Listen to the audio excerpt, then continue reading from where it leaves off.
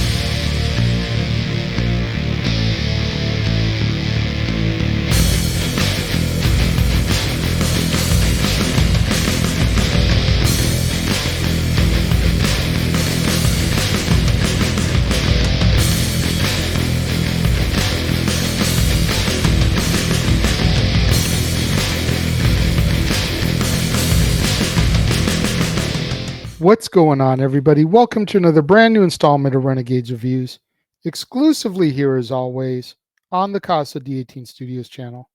I, of course, am your host, the Renegade JJ Williams, and today we're going to completely wrap up the Nightmare on Elm Street saga for the month. All that's left is Freddy vs. Jason, which, as I've said a few times, we haven't looked at the Friday the 13th saga yet, so we can't jump to that yet. Today we're going to take a look at the 2010 reboot, A Nightmare on Elm Street, starring Jackie Earle Haley, Rooney Mara, Kyle Gallner, Katie Cassidy, Thomas Decker, Kellen Lutz, and Connie Britton. What's going on, everybody? Thank you for joining me here once again for another brand new installment of Renegades Reviews. As I said in the introduction, we're going to officially close the book today on the Nightmare on Elm Street saga as we take a look at the Nightmare on Elm Street reboot. And our movie opens at the Springwood Diner as Dean Russell falls asleep at his table. In his dream, he meets a severely burned man in seared clothes wearing a bladed gardener's glove on his right hand. In the dream, the burned man cuts Dean's throat, but in reality, we see Dean cutting his own throat as his friends, Chris Fowles and Nancy Holbrook, look on. At Dean's funeral, Chris sees a photograph of her and Dean as children, but she doesn't recall knowing Dean prior to high school. Chris begins to have nightmares about the burned man and then refuses to go to sleep for fear that she will die, just like Dean. Meanwhile, Jesse Braun, Chris's ex-boyfriend, shows up to keep her company while she sleeps. But Chris ends up meeting the burned man in her dreams and is murdered. Now covered in Chris's blood, Jesse runs to Nancy's house and learns that Nancy has been having nightmares about the very same man, Freddy Krueger. Jesse is arrested by the police under suspicion of having murdered Chris, and he ends up being killed by Krueger when he falls asleep in his jail cell. As her friends begin to die off, Nancy starts to question everyone's connection to each other, given that none of them can remember each other before their teenage years. Nancy and her friend Quentin Smith end up discovering that they all attended the same preschool. So, Nancy's mother, Gwen, reluctantly tells Nancy and Quentin about Fred Krueger, the preschool's groundskeeper, who was accused of molesting the children, including Nancy. Gwen goes on to explain that Nancy was his favorite and that she came home one day and told her mother about the things that Krueger did to her in a secret location. Gwen alerted the other parents, including Quentin's father, Alan, but she tells the teenagers that Krueger escaped before he was arrested. Refusing to believe her mother's story, Nancy attempts to track down the remaining kids from the school, only to discover that all of them have been killed. Following Jesse's death, only she and Quentin are left. Meanwhile, Quentin falls asleep during swim practice and ends up seeing a flashback of the parents, led by Alan, tracking down Krueger and burning him alive. As a result of their insomnia, Nancy and Quentin begin to have sporadic microsleeps, which cause them to dream and hallucinate randomly. In order to try and stop Krueger, they decide to go to the preschool in order to learn everything they can. Along the way, Nancy is attacked by Krueger when she hallucinates, during which she pulls a piece of Krueger's sweater out of the dream world and into the real world. Quentin takes Nancy to the hospital where he steals adrenaline in order to help them stay awake. Nancy and Quentin eventually make it to the preschool and they uncover Krueger's hidden room to find proof of his crimes. They then realize that Krueger is now a vengeful ghost and wants revenge on them for disclosing his abuse. Nancy decides to pull Krueger out of the dream world and kill him in the real world. Quentin tries to stay awake long enough to pull Nancy out of her dream when she grabs Krueger, but he falls asleep and is attacked. Krueger then goes after Nancy and explains that he deliberately left her for last so that she would be comatose. Quentin awakens and uses the adrenaline shot to wake Nancy, who then pulls Krueger into reality. They fight back and forth, and Nancy uses a broken paper cutter blade to kill him before she torches the room with Krueger's body inside. She and Quentin escape and are rescued by police officers and firefighters who are unable to find Krueger's remains. After Nancy and her mother return home from the hospital, Krueger suddenly appears in the mirror's reflection. While Nancy screams, Freddy kills Nancy's mother before pulling her body through a mirror and disappearing as our movie comes to its end. Okay, I'm going to try and be devil's advocate here. I'm going to try to present both good and bad about this movie. Obvious bad, the makeup job. Jackie Earle Haley's Freddy Krueger looks like the Wish version of Freddy Krueger. I understand they have different facial structures, so you're not going to be able to get it perfect. But the biggest thing that hindered me with Jackie Earle Haley's makeup is he could barely move his mouth when he talked. Robert Englund's Freddy had full motion of his mouth. He spoke clearly, his mouth moved fluently. Jackie Earle Haley's is like stuck, and you only get him to talk out of part of his mouth. Which maybe that was what they were going for, is to show that part of his mouth was burned shut. But after 7 movies of full motion of the mouth, I feel like they just dropped the ball here. Again, you're trying to compare apples to bananas here. Jackie Earle Haley is not going to be Robert Englund. Robert Englund killed this role. This is his role. He is Fred Krueger. Jackie Earle Haley did try and did put up a valiant effort. He just didn't succeed. I do like the fact that they, without showing everything, went a little bit more in depth to Freddy's backstory. We saw him as the gardener. We saw him at the preschool. We saw him interacting with Nancy. We saw the setup to the crimes he committed.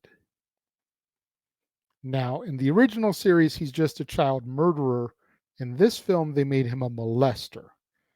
I don't know if I like that better or worse, but it definitely helped to elevate Freddy's creepy factor. I feel like if he was a child molester who killed some of these kids and you kind of blended the two together, I think that would work better.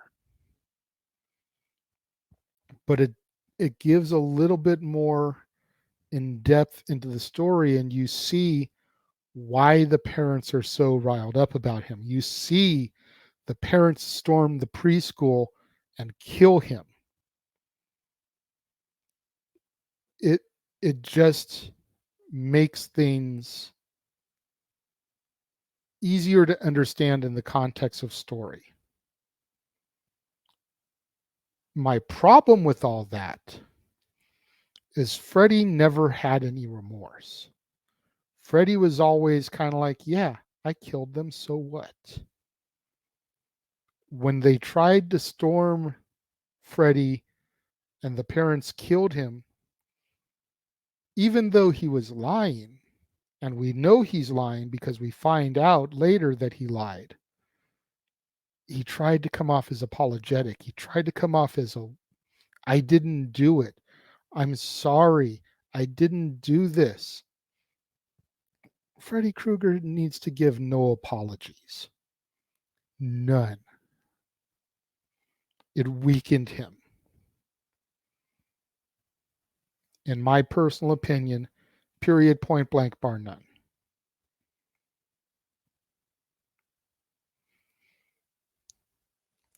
It was more or less a retelling of the original.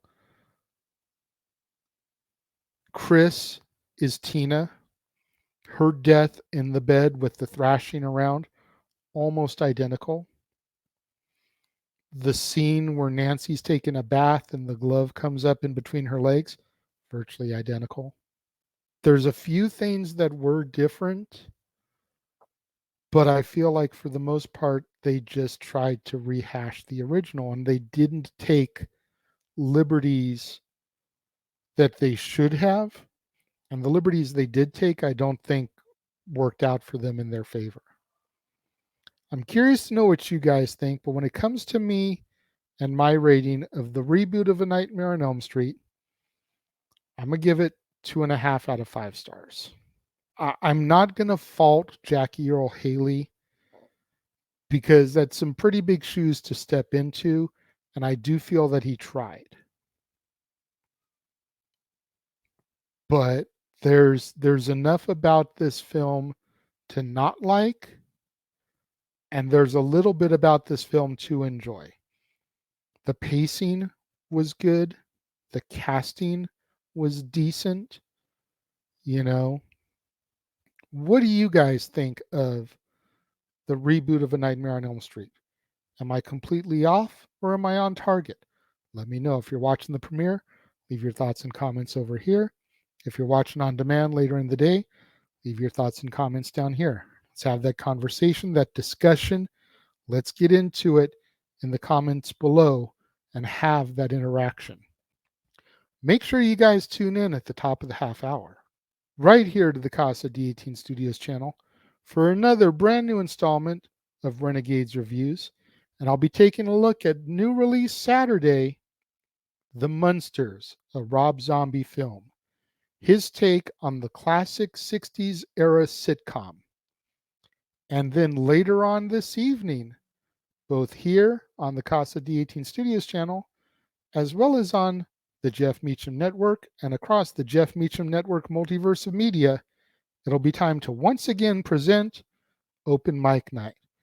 That's right, myself, Noah Foster, and James Hebert discuss the latest stories, rumors, etc. in the world of professional wrestling. Damn it! And then tomorrow, right back here on the Casa D18 Studios channel, it'll be time for us to once again step into the war zone. That's right, it'll be time for another edition of the Weekly Acquisition Report, the show where I show you, the viewers, the newest additions to my ever-growing movie library. And then at the top of the half hour after that, it'll be time for another edition of Renegades Reviews. And we take a look at a family that is creepy and kooky, mysterious and spooky. They are altogether ooky. They are the Addams Family. Raul Julia, Angelica Houston, Christopher Lloyd, Christina Ricci, and others in the first of the 2 Addams Family films. Tomorrow on Renegades Reviews here on the Casa D18 Studios channel. You don't want to miss out on any of that content. right here on the Casa D18 Studios channel, right here on all new episodes of Renegades Reviews, right here on all new episodes of The War Zone, on the Jeff Meacham Network and the Multiverse of Media, Open Mic Night. So much stuff coming this month. Will be surprised if I'm not a zombie myself come Halloween. To all my loyal fans and viewers, thank you so much for tuning in and joining me today. Make sure you smash that like button. Make sure you're subscribed. Make sure that notification bell is turned on so you're alerted anytime a video drops right here on the Casa D18 Studios channel. Anytime we go live right here on the Casa D18 Studios channel, as will be the case tonight with Open Mic Night. Make sure you share this video with your family, friends, loved ones, co-workers, movie fanatics, cinephiles, fans of horror movies, fans of Freddy Krueger, fans of Jackie Earle Haley, anybody you can think of that would enjoy this video and this content. Share the video with them. It's the only way we're going to help boost up my visibility in YouTube's algorithms so I can eventually get monetized by the end of the year, make some money on this endeavor. Thank you once again so much for tuning in and joining me today. It means more to me than you will ever know. And I will see you guys next time.